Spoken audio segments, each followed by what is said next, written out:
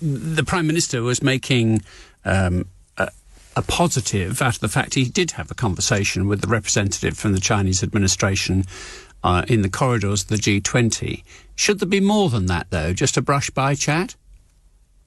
No, I think there needs to be a formal, assuming this case is, it is still, of course, alleged rather than real, but assuming there is a verdict at the end of it that is a guilty verdict, I would certainly expect the Prime Minister to be taking much more resolute action on this, calling in the Chinese government formally and placing them on notice that this kind of behaviour will not be tolerated.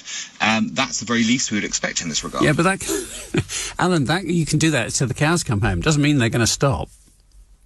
Yeah, but if you do that together with what I said earlier, which is to place them on notice that we're going to de-risk, etc., go down that path, then there are clear consequences to the actions.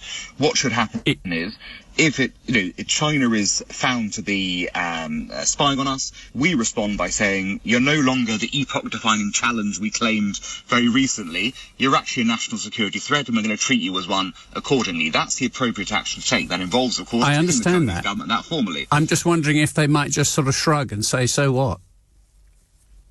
They can shrug all they like. But what I have stated for a long period of time now is that, of course, we're not the only victims of this approach. The Chinese are engaged in espionage across the Western world.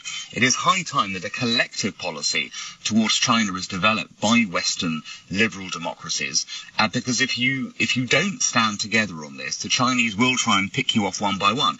And you're correct. The Chinese might go, well, so what if Britain has a crack at us? Well, so what if Britain, Germany, the US, France, so on and so forth. If it's collectively a sort of pushback against Chinese attempts here, that becomes a much more serious issue. The Chinese, therefore, either have to take note of that, or they're engaged, frankly, in what I think they're already engaged in, which is a new Cold War to establish their own supremacy in the world.